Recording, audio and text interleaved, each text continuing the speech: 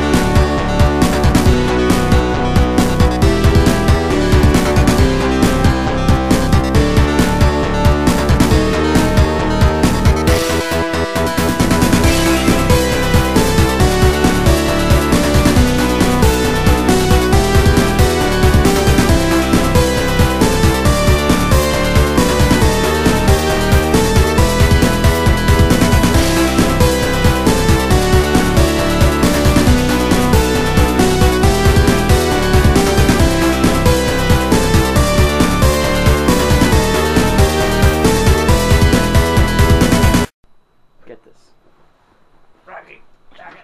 Oh wait, roommate. Seriously, way too warm for that junk. I will lightly wear the hat, but no more of that jacket. Even on the seats, too dang warm.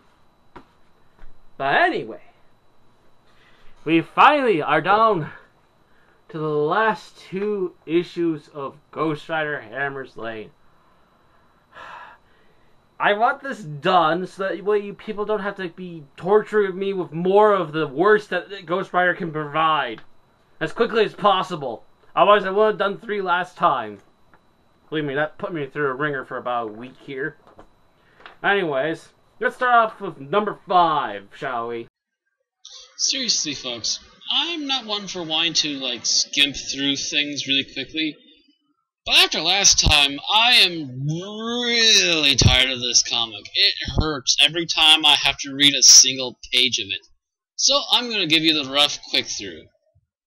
The cover, yet again, for issue number 5, is extremely lazy and ugly. Just Ghost Rider lunging at the viewer. Yeah, it's nice. Gunmetal is once again still holding on to the police officer, who he then finishes slitting his throat and kills him, henceforth forcing Johnny and the Ghost Rider to avenge him. Sometime later, we come to Johnny in a bed. We don't know how he got there or why he's there. He's just suddenly there. And the little orange thing there doesn't help much either, because I have no clue what date it was before we even got into this piece of junk. Anyways, apparently somehow Gunmetal figures out he's there and goes after him, blazing the guns and telling Johnny to run. Johnny hops the bike, heads into town, and ends up crashing in an alley. We then get some mysterious rider who turns out to be a biker chick, and if it wasn't for the extremely horrible stylization and the fact that her waist is as big as one of her breasts, we could almost surpass this as being something we could visibly see ourselves watching, but no, it just looks horrible. She tells Johnny to go inside and get cleaned up. While he's there, the Ghost Rider once more appears to him in a mirror. He really likes mirrors for some reason. I don't get it.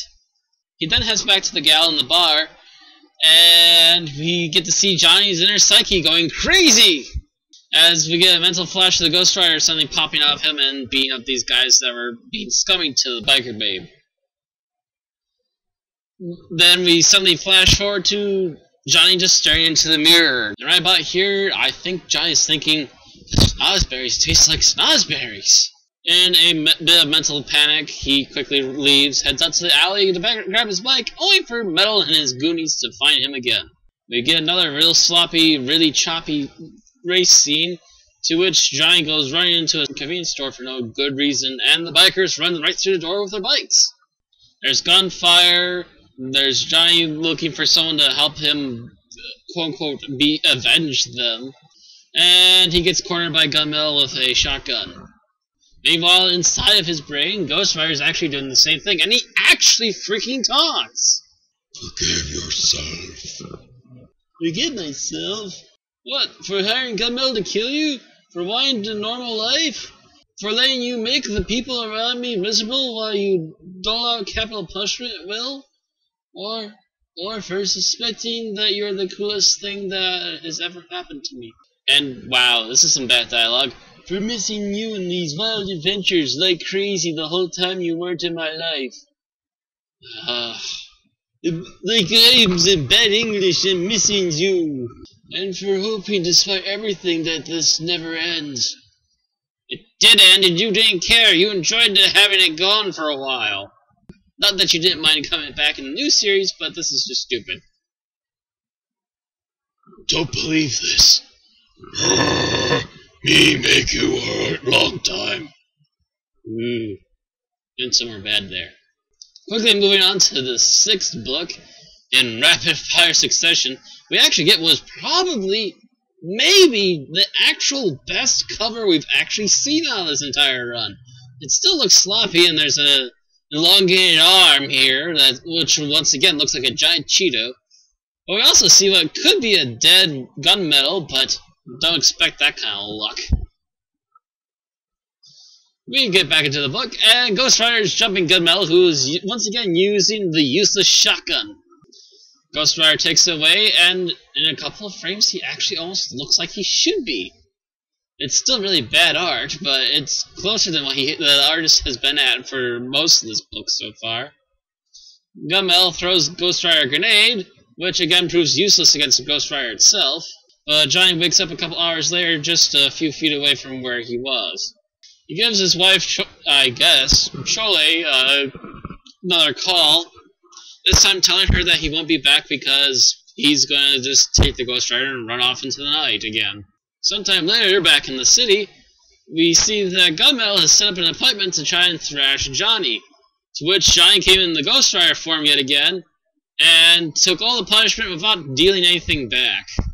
Because he's just going to make Gunmetal run out of his energy, and also at the same time force the actual crowd to go, hey, stop screwing with Ghost Rider, and actually attack him.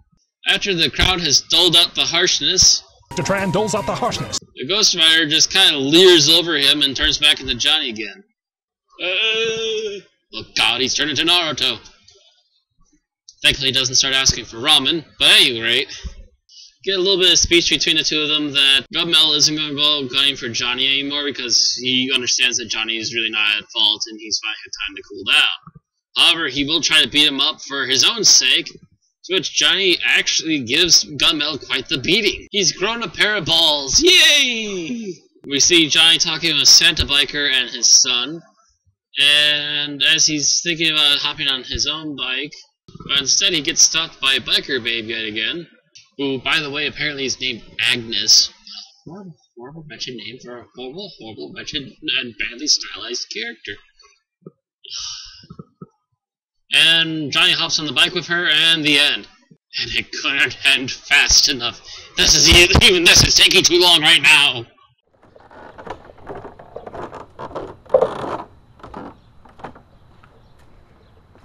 So, really want to mess with me, huh?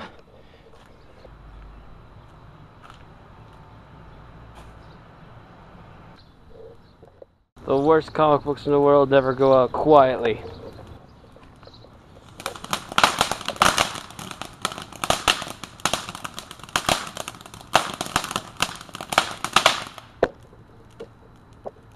Atop the 4th wall, where bad comic books burn.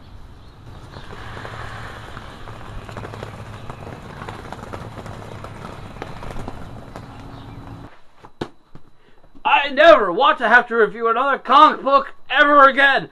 This is the most horrible, tripping piece of trippy bull I've ever had to sit myself through. Thank God it's over.